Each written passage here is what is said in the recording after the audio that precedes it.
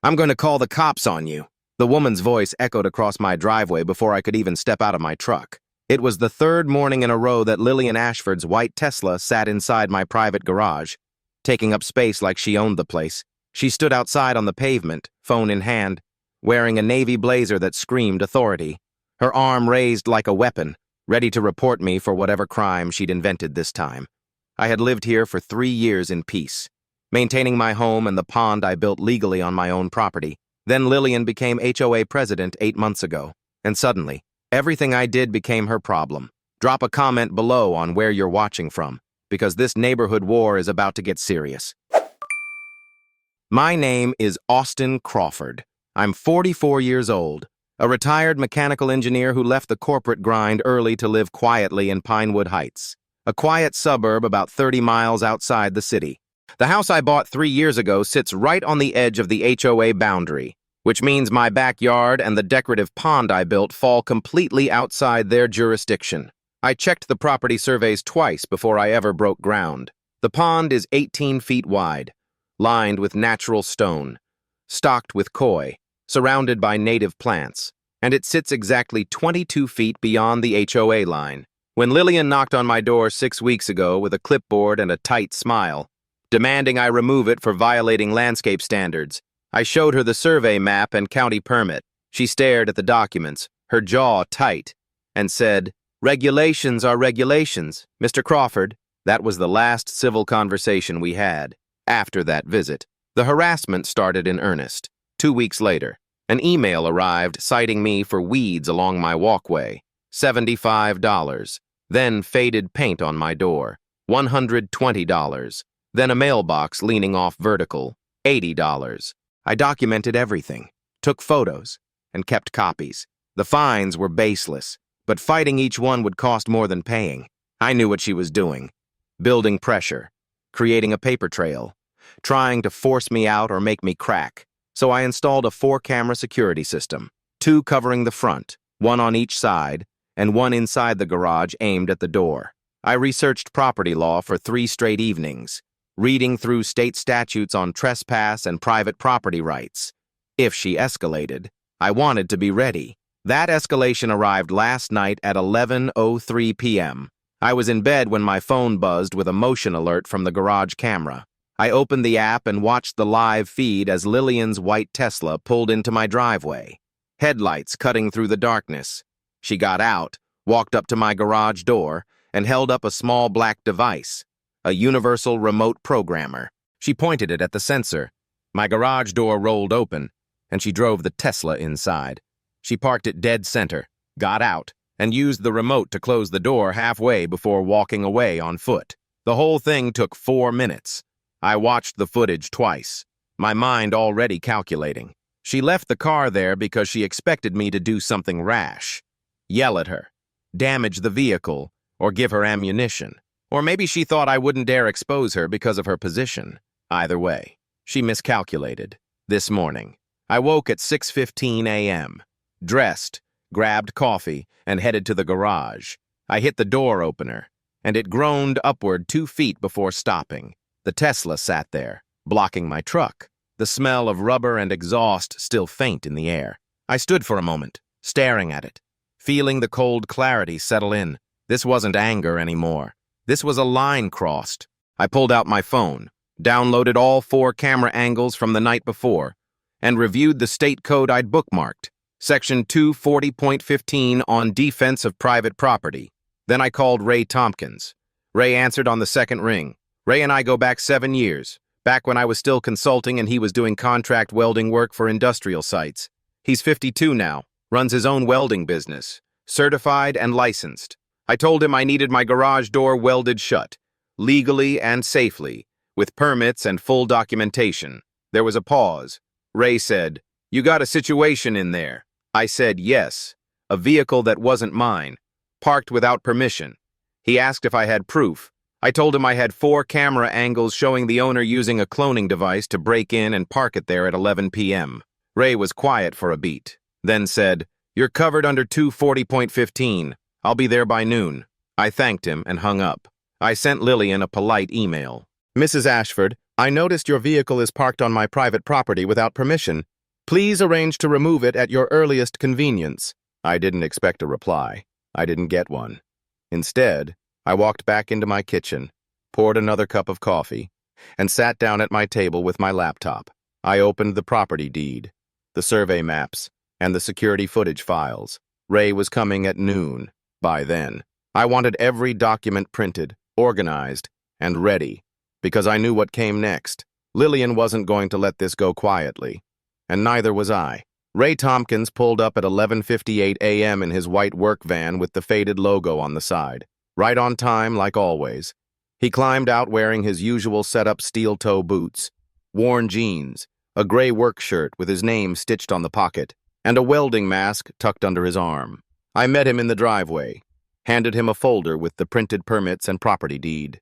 He flipped through it without saying much, nodded a few times, then looked up at me with that steady gaze he's always had. "This is your property, Austin. You've got every right to close your own garage door." I told him I'd already checked fire safety protocols. Ventilation was clear, and the side access door would stay operational. Ray looked at the Tesla through the half-open garage door and shook his head.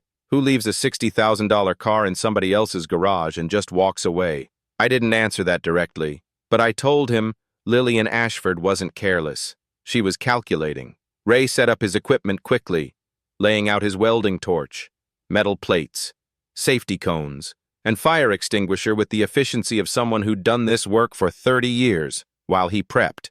He pulled out his standard work order forms, the kind he always brings for commercial jobs, timestamps, material lists, completion certificates, all printed and ready to sign. Then he mentioned something that caught my attention. He said he used to do contract work for a development company a couple of years back, small commercial jobs, steel framing for townhouse projects. The company was called Ashford Development. He paused, looked at me, and said, "Probably not the same people, but the name stuck because the owner's wife kept showing up on site, micromanaging everything." He shrugged it off like it didn't matter, but I felt something click in my head. I didn't push it. I just told Ray to go ahead with the work. He pulled his mask down, fired up the torch, and started welding the garage door track to the frame in clean, precise lines. The work took about 2 hours. Ray reinforced the door at 6 points, welded the roller tracks to prevent movement, and installed the CO2 sensor I'd bought that morning. When he finished, he pulled off his gloves, inspected the welds, signed the completion certificate, and handed me a copy. I paid him in cash, $350, and thanked him. He nodded, packed up his gear, and told me to call if I needed anything else. Then he drove off, leaving me standing in my driveway with a welded-shut garage and a very expensive problem sitting inside it. I pulled out my phone, took a few wide shots of the finished work and Ray's signed documentation, then went back inside. I walked into my house, made a sandwich, and sat down at the kitchen table. It was 1:45 p.m. I knew what was coming. Lillian hadn't responded to my email, hadn't called, hadn't shown up. That meant she was waiting for me to crack or planning her next move. I finished eating, cleaned up, and went back to organizing my documents. At 3:12 p.m., my phone rang. It was a number I didn't recognize, but I answered. Lillian's voice came through, sharp and controlled. "You're holding my property hostage. I'm calling the police." I kept my voice calm and told her that her vehicle was parked illegally on my private property without permission, and I had simply secured my garage as I had every legal right to do. She said, "This is criminal behavior, and you will be arrested." I told her she was welcome to contact law enforcement, and I would provide the security footage showing her breaking into my garage at 11 p.m. the previous night. There was silence. Then she hung up. 23 minutes later, 2 police cruisers and a fire truck pulled onto my street. I watched from my front window as Lillian stood on the sidewalk in front of my house, gesturing wildly, her phone still in her hand. The officers got out, spoke with her for a moment, then walked up my driveway.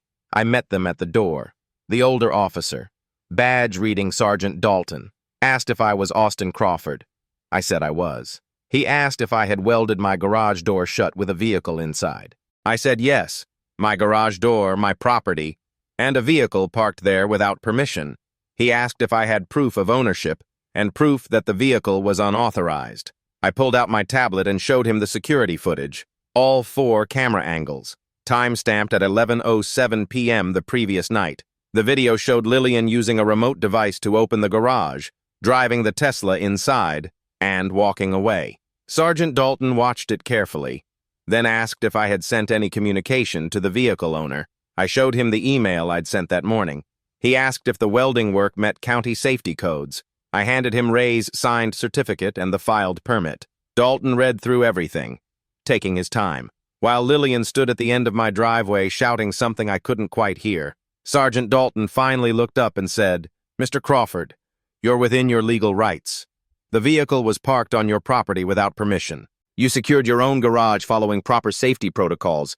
This is a civil matter, not a criminal one." He turned and walked back down the driveway to Lillian.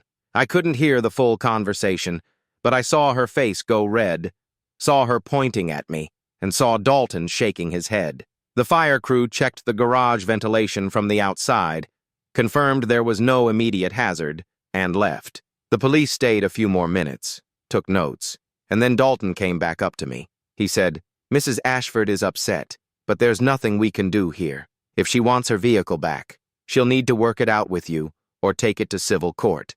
I thanked him. He nodded, got back in his cruiser, and they all drove away. Lillian stood on the sidewalk for a long moment, staring at me, her hands clenched. Then she pulled out her phone, typed furiously, and walked off toward her house 3 blocks down. I went back inside, poured myself a glass of water, and sat down. My phone buzzed. An email from the HOA, sent from Lillian's address, the one she used for all official board communications, and CC'd to the entire neighborhood contact list. The subject line read, "Urgent violation and safety concern." I opened it. Lillian had written that I had illegally imprisoned her vehicle, violated HOA regulations by modifying my garage without approval, and created a safety hazard. She announced an emergency HOA meeting scheduled for Saturday night at 7 p.m. to address my behavior and consider fines up to $5,000 and possible expulsion from the neighborhood. I read it 3 times. Then I forwarded it to my records folder, leaned back in my chair, and smiled for the first time all day. She had just made this public, and that meant I could too. I spent the rest of Wednesday evening digging, not with a shovel, but with search engines, public records databases, and the kind of patience you develop after years of engineering work where one missed detail can collapse an entire project. Ray's offhand comment about Ashford development had planted a seed, and I couldn't let it go. I started with the county business registry, typing in Ashford development and waiting for the results to load. Nothing came up under that exact name. I tried variations: Ashford Properties, Ashford Builders, Ashford Realty. Still nothing. Then I remembered the letter I'd received 2 months ago, the one offering to buy my property. It had seemed random at the time, just another real estate solicitation, but now the timing felt deliberate. I pulled it out from my desk drawer and read it again. The company name on the letterhead was Meadowline Properties, LLC, and the offer was for $1.3 million, about 35% below market value. The letter was polite, professional, and vague about why they wanted the land. At the bottom, I found a small line with a business registration number. I went back to my laptop and plugged the registration number into the state's corporate database. The page loaded slowly, then displayed the full business filing for Meadowline Properties, LLC. The company had been registered 18 months ago. The listed owner was Gerald Ashford. I stared at the name for a long moment, feeling the pieces click together. Gerald Ashford, Lillian's husband. I'd seen him a handful of times at neighborhood events. A tall man in his late 50s with graying hair and the kind of quiet presence that suggested he preferred staying in the background. The business address listed on the filing was the same as Lillian's house, 3 blocks down from mine. I sat back in my chair and let that sink in. Lillian wasn't just harassing me because she didn't like my pond. She wanted my land, and she wanted it cheap. I kept digging. I searched for other properties Meadowline had purchased in the last 18 months and found records for 4 sales, all within Pinewood Heights, all large lots similar to mine. The prices ranged from $800,000 to $1.2 million, all well below market value.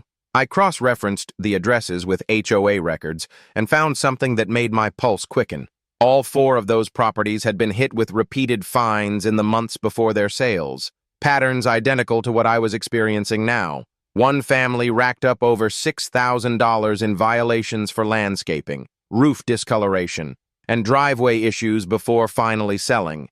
The others followed similar trajectories. I was being squeezed, just like they had been. The next morning, Thursday, I called a real estate attorney I'd worked with years ago when I bought the house. Her name was Monica Reed, mid-40s, sharp as a blade, and known for taking on HOA disputes. I explained the situation, sent her the documentation I'd gathered, and asked if she could look deeper. Monica called me back 3 hours later. She'd pulled county planning records through the public access portal and made a few calls to homeowners listed in the Meadowline transactions. Public information once a sale closes, she said. Austin, this is textbook tortious interference. Lillian Ashford used her position as HOA president to harass homeowners into selling their properties to a company she and her husband own. That's not just unethical, it's illegal. She told me Meadowline had filed for a zoning variance and building permit 6 weeks ago for a development of 18 townhouses. The zoning request specifically required 5 contiguous lots of at least 0.7 acres each, a configuration that existed in only one location within Pinewood Heights. The 5 targeted properties, including mine, were the only parcels that fit. 4 families had already sold. I was the last holdout, and without my land, the entire project couldn't move forward. Monica asked if I wanted to pursue legal action. I told her I wanted to be ready, but I also wanted to let this play out at the HOA meeting on Saturday night. She understood.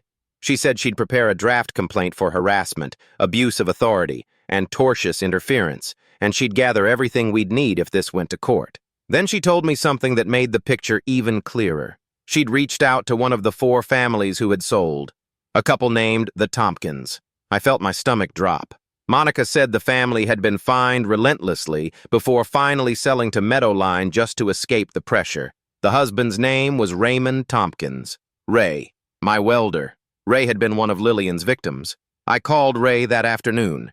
He picked up on the 3rd ring, and I asked him directly if he'd owned a property in Pinewood Heights before. There was a long pause. Then he said yeah.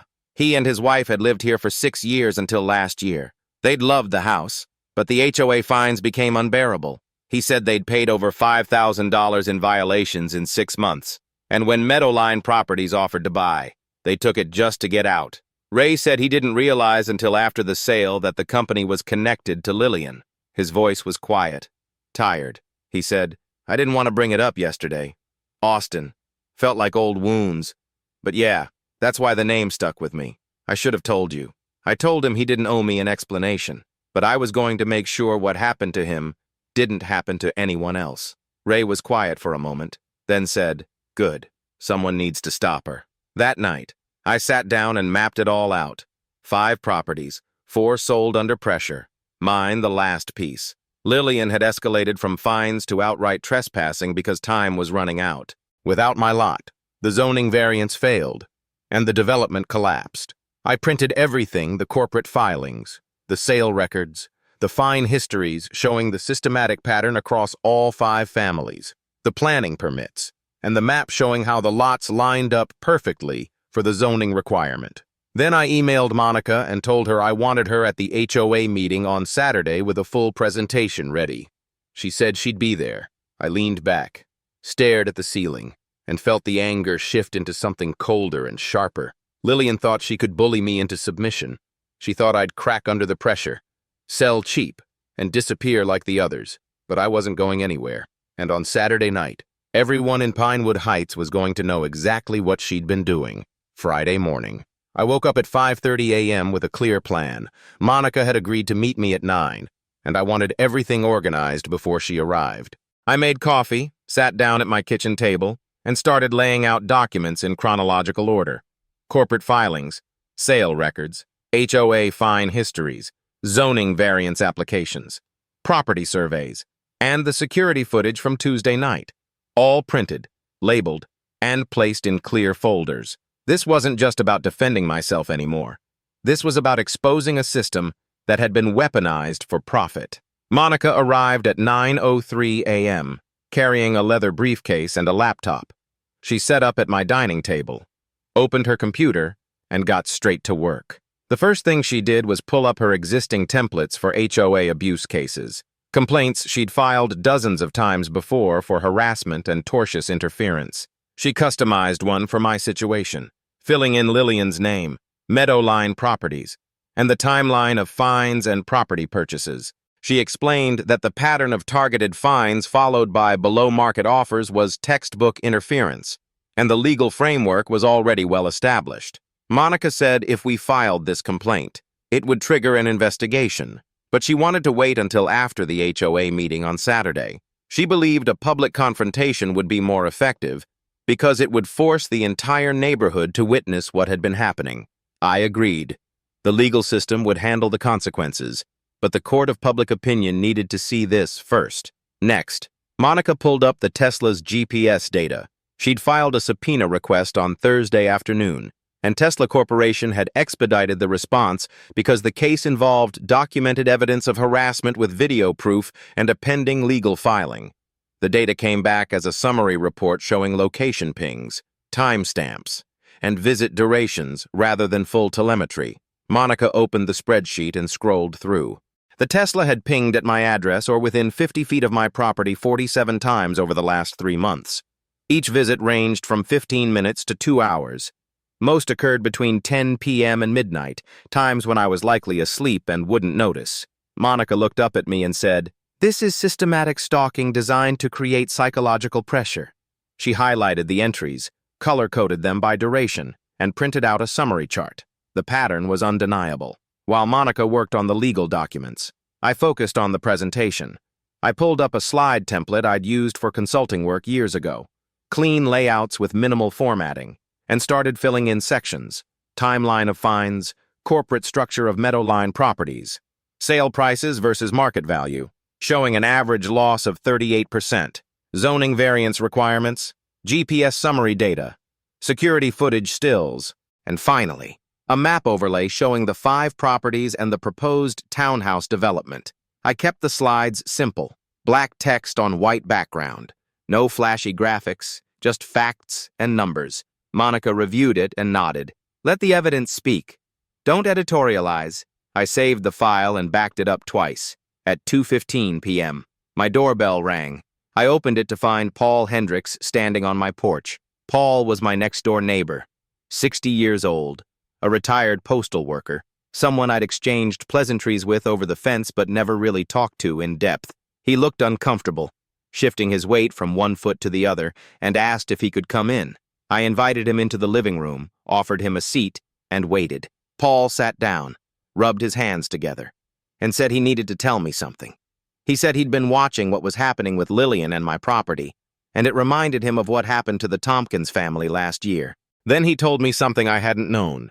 3 weeks ago, he'd been working in his front garden, near the property line between our yards, when he heard Lillian on her phone in her driveway across the street. She'd been talking loudly, frustrated, pacing back and forth.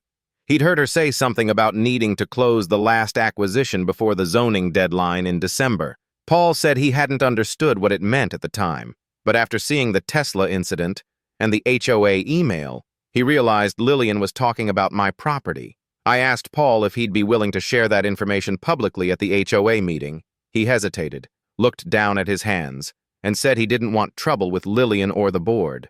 I understood his fear. Lillian had power in this neighborhood, and crossing her could mean becoming her next target. But then Paul said something that surprised me. He said his daughter had gone through something similar in another state, an HOA president abusing their authority, and she'd been too scared to speak up. By the time she finally did, the damage was done. Paul said he didn't want to make that mistake again. He told me he'd come to the meeting, and if I needed him to speak, he would. I thanked him, told him I respected his courage, and said his testimony could make a real difference. Paul nodded, stood up, shook my hand, and left. I closed the door and felt a small shift. I wasn't fighting this alone anymore. Monica finished the legal documents by 4 p.m. She'd prepared a draft civil complaint, a cease and desist letter, and a motion for a temporary restraining order in case Lillian escalated further after the meeting. All were based on her standard templates.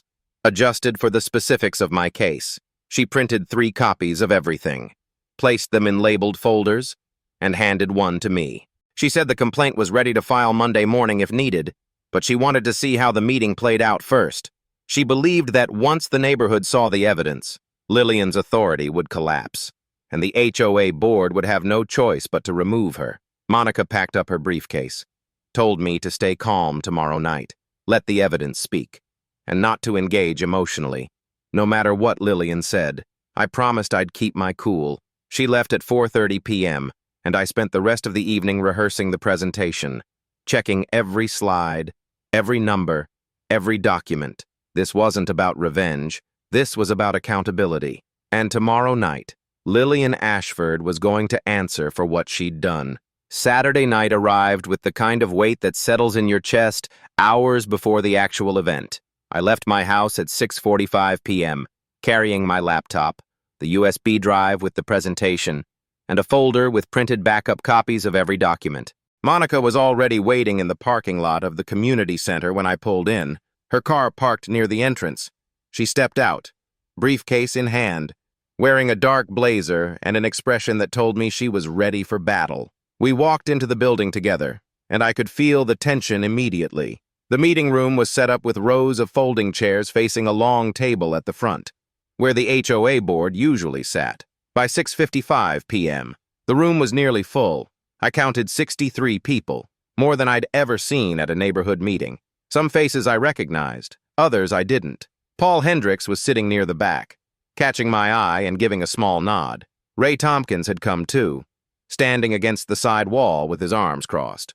I hadn't expected that, but it meant something. Lillian sat at the center of the table up front, flanked by 2 other board members, a man named David Granger and a woman named Susan Wolfe, both of whom had always seemed like extensions of Lillian's will.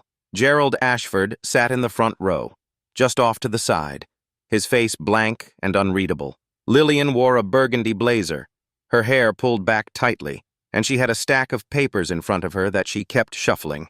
At exactly 7 p.m., she called the meeting to order, her voice sharp and authoritative. She said, "We are here tonight to address serious violations committed by Mr. Austin Crawford, violations that threaten the safety and integrity of our community." She listed my so-called offenses: the pond that allegedly violated landscape standards, the welding of my garage door without HOA approval, and the illegal imprisonment of her vehicle. She spoke for nearly 10 minutes, her tone escalating with each accusation, painting me as a reckless neighbor who refused to follow rules and endangered others. When she finished, she looked directly at me and said, "Mr. Crawford, do you have anything to say in your defense?" I stood up slowly, feeling every pair of eyes in the room turn toward me. I walked to the front, set my laptop on the table, and connected it to the projector Monica had set up earlier. The screen behind me lit up with the title slide, "A Pattern of Abuse, HOA Authority Used for Personal Profit." I turned to face the room and said, "Yes, Mrs. Ashford, I do have something to say, and I think everyone here deserves to hear it." I clicked to the first slide, a timeline showing the fines issued to me over the last 8 weeks. $850 total for violations that were either fabricated or applied to property outside HOA jurisdiction.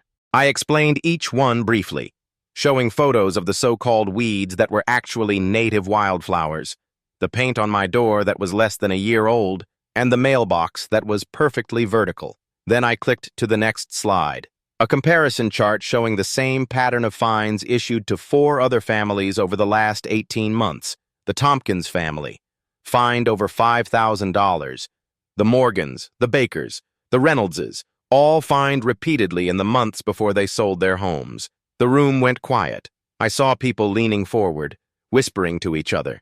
I clicked to the next slide. The corporate filing for Meadowline Properties, LLC, I said. All 4 of those families sold their homes to the same company, Meadowline Properties, and Meadowline Properties is owned by Gerald and Lillian Ashford. I let that hang in the air for a moment. The room erupted in whispers. Lillian stood up sharply and said, "This is slander. You have no right to bring my private business into this meeting." I stayed calm, clicked to the next slide, showing the recorded sale prices compared to market value. An average loss of 38%, I said. These families were pressured into selling their homes at below-market prices after being harassed with fines. And I'm the fifth target. I clicked again, showing the map of the 5 properties overlaid with the zoning application for an 18-unit townhouse development. The audience could see it clearly now. The 5 lots lined up perfectly, forming the exact parcel Meadowline needed. I said, "The zoning variance filed 6 weeks ago requires 5 contiguous lots of at least 0.7 acres each, without my property. This development can't move forward. That's why Mrs. Ashford escalated from fines to trespassing." Then I played the security footage. 4 angles. Time-stamped 11:07 p.m., showing Lillian using a remote device to open my garage, parking the Tesla inside, and walking away. The room was dead silent. I clicked to the next slide.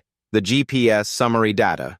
I said, "This is a report from Tesla Corporation, obtained through legal subpoena. It shows that Mrs. Ashford's vehicle was parked at or near my property 47 times in the last 3 months.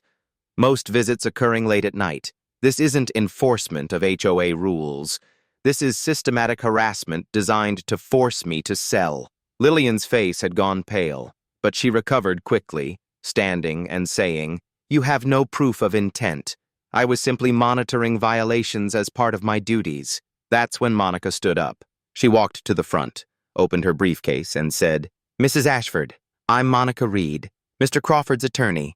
I have documented proof of intent." She pulled out a folder and said, "3 weeks ago, you were overheard on a phone call saying you needed to close the last acquisition before the zoning deadline in December. Mr. Paul Hendricks was a witness to that conversation." Every head in the room turned toward Paul. He stood up slowly, his hands shaking slightly, and said, "That's true. I heard her say it. I was working in my yard, and she was on her phone in her driveway. She was talking about needing to get the last property before the deadline." Lillian's expression cracked for the first time. She opened her mouth to respond, but nothing came out. Gerald stood up from his seat, his face flushed, and said, "This is a misunderstanding. We run a legitimate development company." Monica cut him off. She said, "Mr. Ashford, your company filed a zoning variance that specifically targets these 5 properties. You used your wife's position as HOA president to create a hostile environment that forced 4 families to sell at a loss. That's tortious interference. And it's illegal. We have a civil complaint ready to file Monday morning." The room exploded.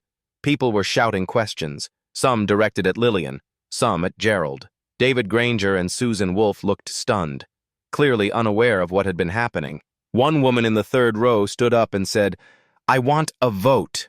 I want Lillian Ashford removed from the board immediately." The vote happened fast. Someone motioned for an emergency removal of the entire current board leadership pending investigation. Susan Wolfe seconded it, clearly trying to distance herself. The room voted by a show of hands. 54 in favor, 3 against, 3 abstentions. Lillian stood there, frozen. As the result was announced, David Granger quietly gathered his things and left. Gerald tried to approach Lillian, but she waved him off, grabbed her papers, and walked out of the room without another word. The meeting dissolved into chaos. People talking over each other. Some coming up to shake my hand, others asking Monica questions. Ray Tompkins walked over, clapped me on the shoulder, and said, "You did what I couldn't. Thank you." I told him he'd helped more than he knew. As the room slowly emptied, I stood there with Monica, feeling the adrenaline drain and something quieter settle in.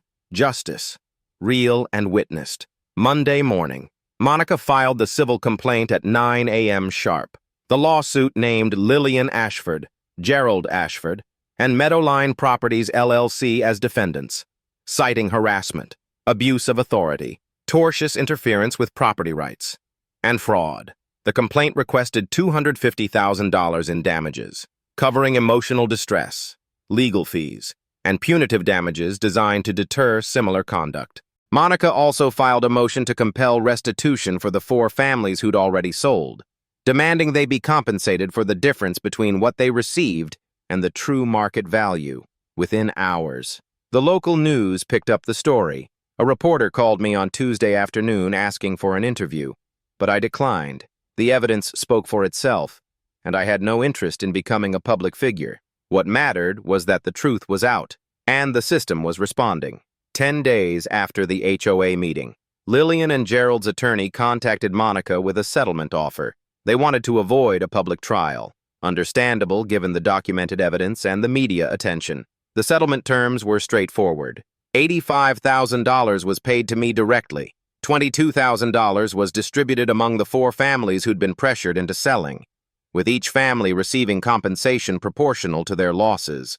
Lillian would resign permanently from any HOA position in Pinewood Heights, a term written explicitly into the settlement agreement and filed with the county. Meadowline Properties would withdraw all zoning applications and building permits related to the townhouse project. Monica reviewed the offer with me, and I accepted. This was never about extracting maximum financial penalty. It was about stopping the abuse and making sure it couldn't happen to anyone else.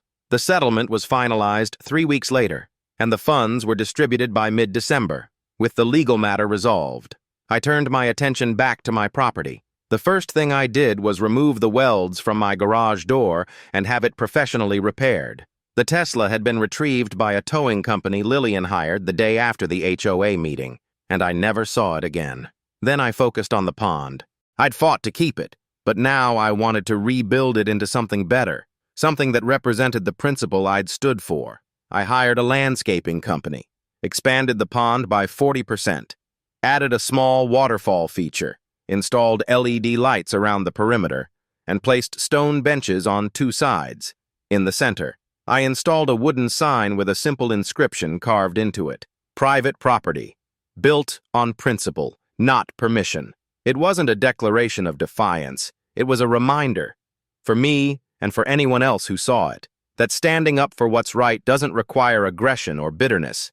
It requires patience, evidence, and the willingness to trust the process.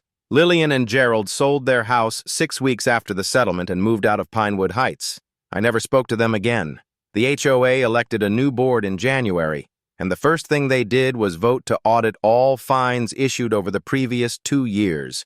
Several were rescinded. The neighborhood felt different after that, quieter, less tense, like a weight had been lifted. Ray Tompkins stopped by one Saturday afternoon in late January, brought me a 6-pack, and we sat by the pond, talking about nothing in particular. Paul Hendricks started waving when he saw me in the yard, and a few other neighbors who'd been silent during the conflict came by to thank me for what I'd done. I didn't do it for thanks, but it mattered to know I wasn't alone.